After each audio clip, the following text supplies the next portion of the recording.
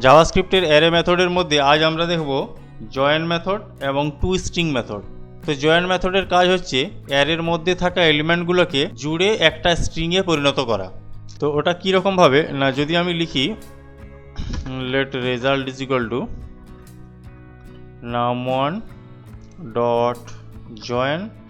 তো জয়েনের পর আমি কিছু দিচ্ছি না আপাতত, এরপরে আমি জাস্ট রেজাল্টকে পাস করিয়ে দিচ্ছি। এবার আমরা দেখতে পাবো এখানে কোনো পরিবর্তন দেখতে পাবো না অ্যাকচুয়ালি, কেননা ডিফল্ট সেটিং অনুযায়ী এর এলিমেন্টগুলো কমা দিয়ে সেপারেট করা থাকে, আর জয়েনের কাজ হলো ডিফল্ট সেটিং অনুযায়ী কমা দিয়েই সেপারেট করা।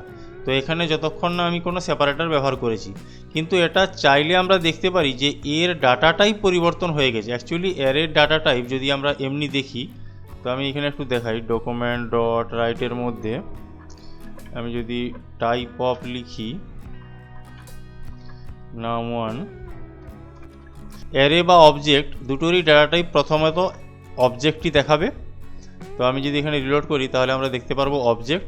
কিন্তু এখন যদি চেক করি, মানে এইটাকে কপি করে এই জয়েনের পর এইখানে আমি চেক করে নিলাম জাস্ট রেজাল্টটাকে, এখন কিন্তু আমরা দেখতে পারবো স্ট্রিং হয়ে গেছে, তার ডাটা টাইপটা আমরা দেখতে পাচ্ছি স্ট্রিং হয়ে গেছে। তো এটাই হচ্ছে ব্যাপার। আর জয়েনের মধ্যে যদি আমি ইনভাইটেড কমার মধ্যে একটা স্পেস দিতাম, তাহলে আমরা দেখতে পেতাম যে স্পেস ছাড়া ছাড়া এসছে। তো ডিফল্ট সেপারেটর হচ্ছে জয়েনের কমা, আর চাইলে আমরা বিভিন্ন সিম্বল ব্যবহার করতে পারি। তো যেমন আমি যদি আন্ডারস্কোর দিই তাহলে আন্ডারস্কোর আসবে, আর আমি যদি এমনি প্লাস দিয়ে দিই তাহলে প্লাস আসবে। মোটামুটি যে কোনো সিম্বল আমরা চাইলে ব্যবহার করতে পারি। আর এমনি যদি কিছু না দিই, জাস্ট স্পেসও দিলাম না, জাস্ট ডবল ইনভার্টেড কমা দিলাম, ডবল বা সিঙ্গেল যাই দিতে পারি, তো এখানেও পুরো একদম মিশে মিশে করে আসবে।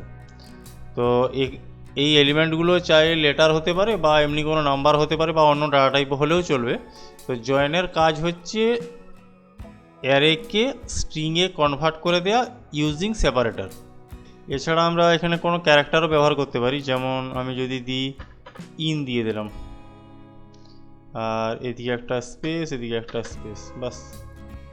তখন আমরা দেখতে পারবো প্রত্যেকটার মাঝে একটা একটা করে ইন ইন এসছে। তো আমরা এইভাবে যে কোনো ক্যারেক্টার বা যে কোনো সিম্বল ব্যবহার করে এর মধ্যে থাকা এলিমেন্টগুলোকে জয়েন করতে পারি। এবার হচ্ছে টু স্ট্রিং। টু স্ট্রিংটাও সেই একই রকম কাজ দেয়, কিন্তু এই যে আমরা জয়েনের ক্ষেত্রে দেখলাম এই জায়গাটাতে আমরা বিভিন্ন রকম জিনিস ব্যবহার করতে পারি, কিন্তু টু স্ট্রিংয়ের ক্ষেত্রে আমরা কিছু ব্যবহার করতে পারি না, ডিফল্ট কমা দিয়েই থাকে। তো সেই জিনিসটা যদি দেখাই আমি, তাহলে জাস্ট এখানে লিখব টু স্ট্রিং, বাস এইটুকুই, আর এখানে কিছু ব্যবহার করব না। এবার আমরা যদি দেখি তার টাইপ অটোমেটিক স্ট্রিং হয়ে যাবে, আর এগুলো ডিফল্ট কমা দিয়েই আসবে। সবথেকে ভালো যেটা হচ্ছে জয়েনটাকে ব্যবহার করা। বিভিন্ন সময় কোশ্চেন আসে যে টু স্ট্রিং মেথড কী কাজে লাগে, তো তখন আমরা এটাকে বলবো যে জাস্ট অ্যারেটাকে স্ট্রিংয়ে কনভার্ট করে দেওয়ার জন্য, আর এখানে কোনো আমরা সেপারেটর ব্যবহার করতে পারি না, আর ডিফল্ট সেপারেটর এখানে কমাই থাকে। তো এই ছিল আমাদের জয়েন মেথড এবং টু স্ট্রিং মেথড। তো আজকের মতো এতটাই।